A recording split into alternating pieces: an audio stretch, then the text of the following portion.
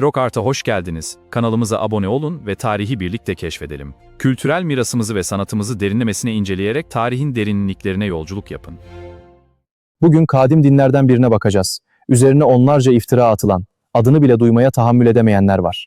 Evet, konumuz Zerdüştlük. Eminim hakkında yanlış bir sürü bilgi kulağınıza gelmiştir. Ama biz amacımızdan sapmadan bu tarih yolculuğuna devam ediyoruz. Yalanlardan uzak, sadece dinin kendi orijinal köklerini inceleyen. Abone olun, kadim yolculuk başlıyor. ئیرۆ ئەم ئەلیەک ژی ئۆلەن کەونار بینێرین ئۆلەکو بی بەهەژمار ئەویان هاتیە ڕشکرین هەتا کەسن کونی کاری ناوە بیبیهیزین جی هەنە بەڵام میژارەمە زەردەشتیە ئەس باوەریم کووە گەلک ئاگەهداریان خەلەت لی سەروە بیهیستینە لێ ئەم ڤێرێویتیا دیرۆکی بەی کوجی ئارمانجا خۆ دوور بیکەوین دیدۆمینین ئەم تەنێ کۆکەن ڕەسەنن ئۆلێ لە کۆلین دیکین دووری دەرێوان ببین ئابۆنێ ڕێویتیا کەونار دەست پێ دیکە. Bugün sizi insanlık tarihinin en eski tek tanrılı dinlerinden birine doğru bir yolculuğa çıkarıyorum. Öyle bir inanç ki hem imparatorlukları şekillendirmiş hem de bugün bile dilimizden düşürmediğimiz pek çok kavramı, mesela iyilikle kötülüğün o bitmeyen savaşını ilk defa o ortaya atmış. Hazırsanız başlıyoruz. Peki bu fikir, yani evrenin iyilik ve kötülük arasında bir savaş alanı olduğu düşüncesi ilk nerede başladı? İşte bu sorunun cevabı bizi binlerce yıl öncesine, İslamiyet'ten çok daha eski bir zamana, kadim İran topraklarına götürüyor. Ve inanın bana cevap çok şaşırtıcı. Hadi gelin bu gizemli dünyanın kapılarını aralayalım. Evet, şimdi her şeyin başladığı o dünyaya, yani antik İran'a bir göz atalım. Zira Zerdüşt adında devrimci bir peygamberi ortaya çıkaran koşullar tam da burada yatıyor. Şimdi sahneyi bir hazırlayalım. Zerdüşt ortaya çıkmadan önce antik İran nasıl bir yerdi? Valla oldukça hareketliydi diyebiliriz. Her gücün, her doğa olayının bir tanrısı olduğu çok tanrılı bir dünya düşünün.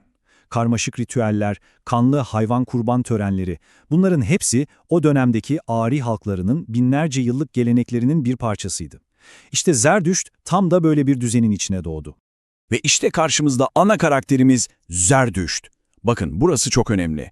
Zerdüşt her şeyi silip süpürüp yepyeni bir din kurmuyor. Hayır, o bir devrimci, bir reformcu. Mevcut inançları alıyor ve tabiri caizse altını üstüne getiriyor. Diyor ki, durun bir dakika, onlarca tanrıya gerek yok. Ve evrenin merkezine tek, bilge, iyi bir varlığı koyuyor. Ahura Mazda. Zerdüşt'ün en büyük devrimlerinden biri de tam olarak burada başlıyor aslında. O dönemde toplum yavaş yavaş göçebe hayvancılıktan yerleşik tarıma geçiyor. Zerdüşt bu değişimi görüyor ve ona ruhani bir anlam yüklüyor.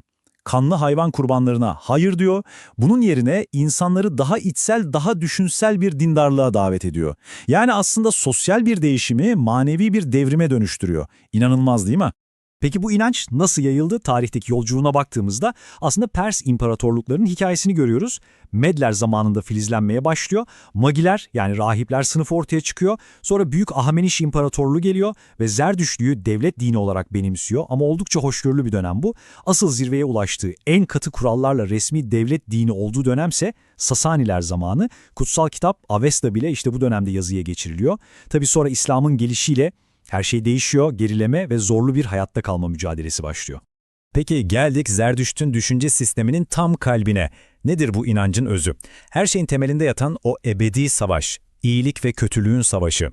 Bu savaşın bir tarafında en tepede Ahura Mazda var. Adı Bilge Efendi anlamına geliyor. O yaratılmamış, sonsuz ve en önemlisi tamamen iyi olan tek tanrı. Bakın, içinde zerre kadar kötülük, karanlık ya da yalan barındırmıyor. Evrendeki tüm düzenin, tüm ışığın, tüm gerçeğin kaynağı o. İşte Zerdüşt düşüncesinin en can alıcı noktası tam da burası. İkiz ruhlar. Ahura Mazda'dan iki zıt ruh doğuyor. Biri Spenta Mainyu, yani iyi ruh, yaratıcı, hayat veren, aydınlık olan her şey ondan geliyor. Diğeri ise Angra Mainyu, yani kötü ruh. Yıkıcı, karanlık, kaos, kötü olan ne varsa onun eseri. Ahriman olarak da bilinir. Ve bütün evren bu iki ruhun bitmek bilmeyen mücadelesine sahne oluyor. Ama bakın, burada çok önemli bir detay var. Bu iki eşit gücün, iki tanrının savaşı değil, asla değil. Bu bir yaratıcıyla bir yıkıcı arasındaki mücadele. Angra Mainyu, yani kötülük, sadece var olanı bozabilir, yok edebilir, yeni bir şey yaratamaz. Bu yüzden en başından beri bu savaşın galibi belli. Zafer en sonunda mutlaka ve mutlaka Ahura Mazda'nın olacak. Kötülük sadece geçici bir anomali. Peki Ahura Mazda bu evreni tek başına mı yönetiyor? Pek sayılmaz. Onun 6 tane yardımcısı var. Ameshas Pentalar, yani kutsal ölümsüzler. Onları Ahura Mazda'nın ilahi özelliklerinin birer yansıması gibi düşünebilirsiniz. Bir nevi melekler konseyi gibi. Her biri hem evrenin bir parçasını, hayvanları, ateşi, suyu, toprağı koruyor, hem de bizim, yani insanların geliştirmesi gereken bir erdemi temsil ediyor. Mesela Vohu Manah, iyi düşünce demek. Aşa Vahişta, en yüce hakikat. Yani bu varlıklar tanrısal düzenin yeryüzündeki elçileri gibiler. Peki, tüm bu inanılmaz bilgileri, bu öğretileri biz nereden biliyoruz? Elbette kutsal metinlerinden. Yani Avesta'dan. Avesta dediğimiz şey aslında tek bir kitap değil, daha çok bir kütüphane gibi. İçinde farklı dönemlerde yazılmış metinler var.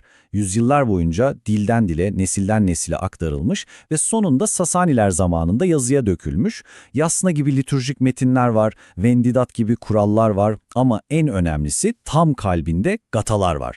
İşte bu 17 ilahinin bizzat Zerdüşt'ün kendi ağzından çıkan sözler olduğuna inanılıyor.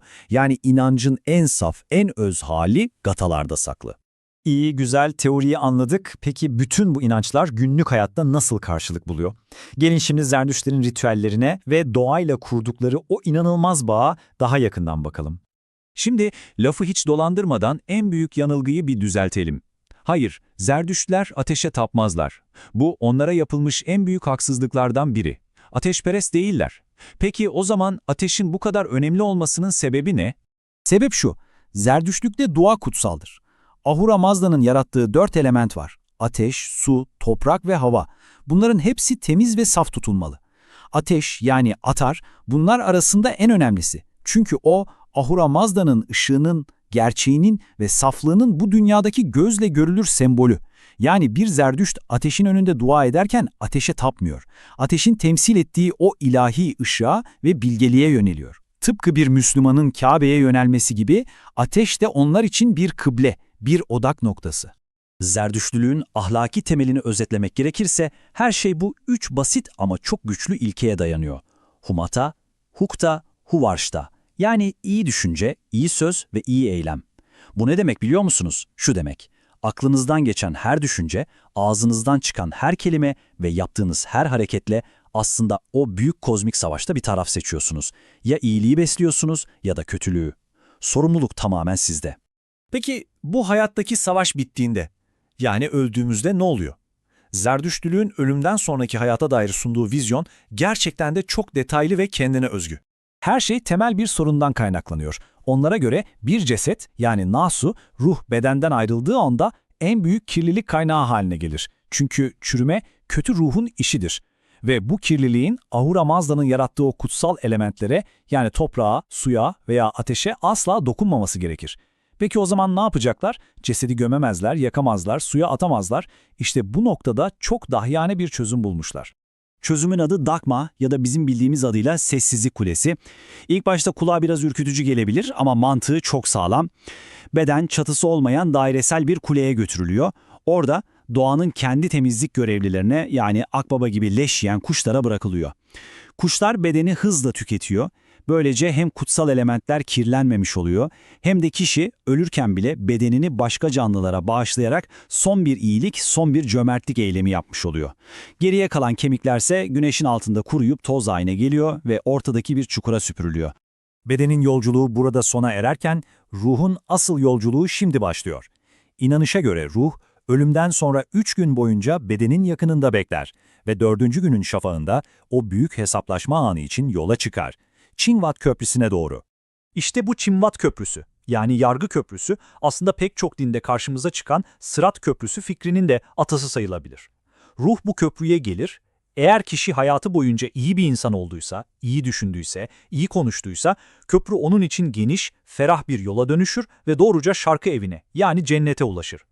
Ama eğer kötü bir hayat sürdüyse, o zaman köprü bir kılıcın ağzı kadar daralır ve ruh oradan yalan evine, yani cehenneme düşer. Ama durun, hikaye burada bitmiyor. Zerdüştlülüğün belki de en umut dolu tarafı bu. Cehennem bile sonsuz bir azap yeri değil. Geçici bir arınma yeri. Çünkü zamanın sonunda Frashokereti denilen büyük bir olay yaşanacak. Yani dünyanın yenilenmesi. O gün geldiğinde kötülük tamamen yok edilecek, cehennemdeki ruhlar da dahil olmak üzere bütün ruhlar arındırılacak ve hepsi Ahura Mazda ile yeniden birleşecek. Yani eninde sonunda herkes için bir kurtuluş var. Sonuç olarak Zerdüşt'ün binlerce yıl önce sorduğu o temel soru bugün de hepimizin karşısında duruyor. Bu büyük kozmik savaş sadece göklerde yaşanmıyor, her an bizim içimizde, bizim seçimlerimizde yaşanıyor. Peki ya siz? Bugün düşüncelerinizle, sözlerinizle ve eylemlerinizle hangi tarafı besliyorsunuz? İyiliği mi yoksa kötülüğü mü? Evet, bugün başka bir gerçeği sizlerle buluşturmayı denedik. Peki siz bu videodan önce bu din hakkında hangi gerçekleri biliyordunuz? Yorumlarda buluşalım. Belê, îro me hewlda ku rastiyek din bî were parve bikin. Ji ber vê yeke hûn berî vê videoyê çi rastiyan lî ser ve olê dîzanîbûn? Werîn em dî şîroveyan de nîqaş bikin. Eurokart'a hoş geldiniz. Tarihin derinliklerinde, sanatın izinde. Kanalımızı beğenip abone olmayı unutmayın. Yeni maceralarda görüşmek üzere.